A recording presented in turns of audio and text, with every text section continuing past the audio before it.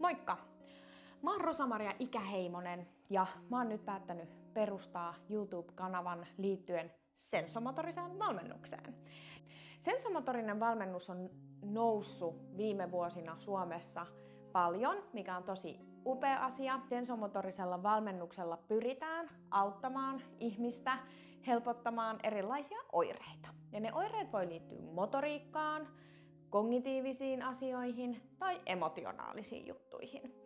Ja sitä on tosi helppo ymmärtää, että no miten ihmeessä joku hitsin sensomotoriikka voi nyt ratkaista niin kuin kaikki ongelmat sieltä ajattelusta ja muistista tunne-elämän haasteisiin ja saatika sitten vielä vaikka koordinaatiopulmiin. Niin sitä on tosi helppo ymmärtää, kun me sukelletaan neuromotoriseen kehitykseen siihen, että miten meidän hermosto kypsyy vuorovaikutuksessa meidän fyysisen ja henkisen ympäristön kanssa.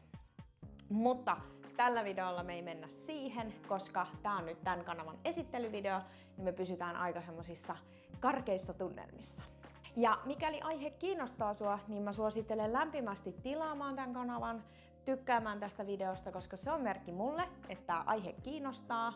Ja mä oon itse tosi innostunut ihminen aina siitä aiheesta, mistä mä nyt kullankin on innostunut. Ja tykkään ihan hirveästi selvittää asioita, tutkia asioita ja myös jakaa sitä mun tietoa. Niin silloin, jos tähän videoon tulee tykkäyksiä ja sä tilaat mun kanavan, niin se on mulle merkki siitä, että go for it. Ja miksi mä haluan tehdä tämän kanavan, niin on ehdottomasti siksi, että tämä on tosi iso ja tärkeä teema. Se koskettaa meitä kaikkia. Nämä primitiivirefleksit voi aiheuttaa erilaisia tämmöisiä toiminnallisia haasteita, mitkä ei täytä ehkä mitään diagnostisia kriteereitä, mutta ne silti vaikuttaa ihmisen toimintakykyyn sitä rajoittavasti tai sitä heikentävästi. Kenelle tämä kanava on suunnattu, niin sä voit olla esimerkiksi ammattilainen, joka työskentelet ihmisten kanssa, jotka vois hyötyä primitiivirefleksityöskentelystä tai sensomotorisesta lähestymisestä. Sä voit olla henkilö, joka harkitsee oman prosessin aloittamista tai ehkä sulla on jo se käynnissä.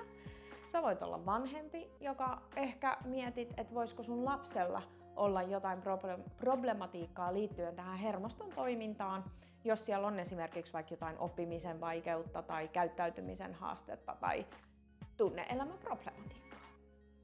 Ja me ollaan tehty mun opiskelijakollega Johanna Petäjistön kanssa tästä aiheesta opinnäytetyö. Ja tää on tosiaan kantaa tämmöistä nimeä kuin primitiivirefleksityöskentely aikuisilla neuromotorisissa haasteissa, fysioterapeuttien kokemuksia primitiivirefleksityöskentelystä.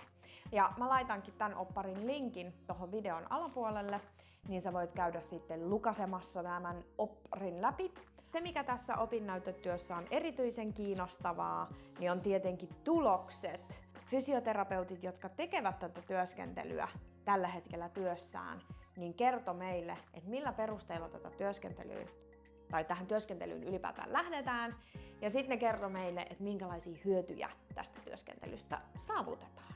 Kaikki nämä fyssareiden kokemukset oli linjassa olemassa olevan tutkimuskirjallisuuden kanssa. Ja mä itse toki teen myös sensomotorista valmennusta ja pystyn allekirjoittamaan sen, mitä nämä fysioterapeutit meille tässä laadullisessa tutkimuksessa kertoivat. Ja totta kai mä oon itsekin tehnyt sensomotorisen valmennuksen läpi ja saanut siitä hyötyä. Tuskin mä olisin lähtenyt näin intohimoisesti sitten aihetta opiskelemaan ja tekemään opparia. Mutta se ihan ensimmäinen syy, minkä takia mä oon lähtenyt sensomotoriseksi valmentajaksi, niin on liittynyt siihen, että mun lähisukulaisella lapsella todettiin oppimisvaikeuksia, mutta siihen ei tarjottu mitään kuntoutusta tai apua, vaan ikään kuin leima otsaan, että vaikeuksia on ja ne tulevat pahenemaan ajan saatossa. Ja sitten mä olin kuullut tästä sensomotorisesta työskentelystä ja primitiivirefleksiasioista jo vuosia sitten, mutta ei ollut sellaista elämäntilannetta, että olisi ollut mahdollisuutta lähteä omaan työskentelyyn tai opiskelemaan aihetta enempää.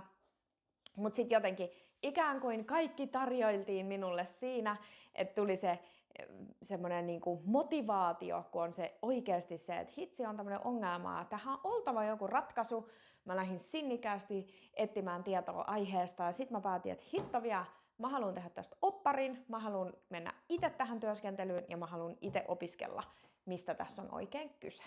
Ja kaikki tämä nyt, mitä olen tässä viimeisen vuoden aikana oppinut aiheen parissa, niin mulla on ihan palava halu jakaa sitä koko maailmalle, niin sen takia mä nyt sitten tein tämän YouTube-kanavan.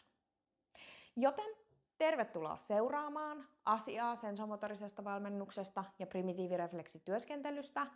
Ja jos sulla herää tästä joku päivän polttava kysymys, niin kirjoita se tonne kommenttikenttään. Tai jos sä haluat ymmärtää tätä aihetta jostain tietystä näkökulmasta, niin kirjoita sekin tonne kommenttikenttään, koska mä pyrin sitten tekemään videoita sen pohjalta, että mitkä aiheet kiinnostaa, mistä halutaan saada lisää tietoa. Joten tykkää videosta ja tilaa kanava, niin homma lähtee rullaamaan.